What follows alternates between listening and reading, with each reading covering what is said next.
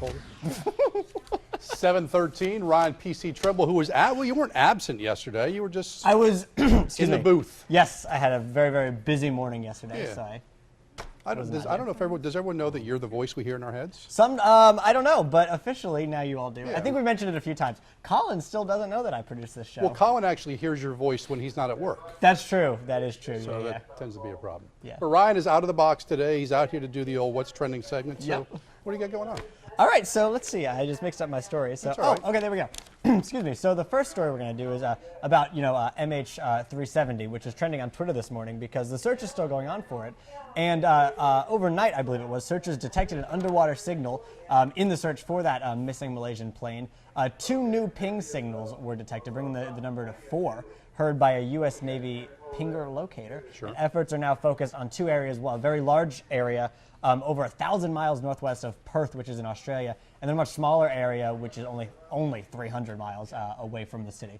300 miles closer to the city. And now the black boxes from the plane, they've passed their 30-day battery mark, so the batteries might run out at any time. So, it's getting to be that point where if we don't find it soon, it will have to just wash up somewhere before we find it. Yeah, the latest signals that they detected was, I believe, just prior to the 6 a.m. Eastern time hour here. And as you mentioned, with those batteries now kind of depleting, the amount of time that those pings are happening is getting shorter and lesser and shorter and shorter. But the good news coming out of it, as you mentioned, still in our heads, it seems awfully huge. Yeah. 1,000 miles, 300 miles. A vast amount, especially in the ocean. Yeah, but when you consider what they were searching, I mean, it was narrowing it down. Markedly bigger than that. Yeah, so, definitely. But again, things like this, you just like to think that for those families, that it's just not more false hope. Yeah, exactly. Because that's all they've had in this. It was the Australian head of the search party that said that it was like looking for a needle in the haystack, but they hadn't found their haystack yet. Yeah. And I think yesterday that they likened the search area, they said it's basically the size of South Carolina. Whew.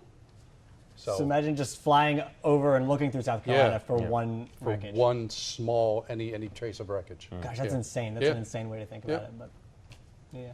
So this next video, I think, is awesome because, when most people think of people who live in New York City, think of people that are just never surprised by anything and they just kind of take everything, in strides. Well, this proves that wrong because a man named Janias Kader grabbed this cell phone video of a rat. Let's see if you can see it. It's this huge rat running around in a Brooklyn-bound subway car. There it goes.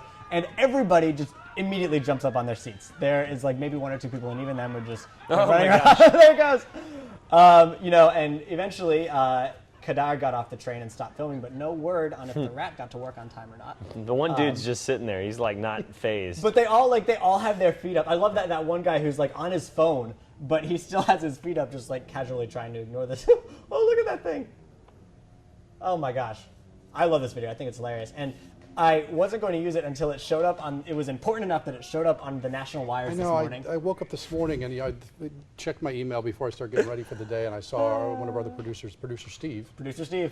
It sent, this is literally on the Associated Press wire right now. Yep. It was posted on Tuesday, but it just became, vital this morning. So at least we didn't do it as breaking news. Oh, there you have it. That would have just been I sad. considered it. I considered doing a live shot for the rat. We may have had to talk. We may have had a discussion. Yes. Yeah.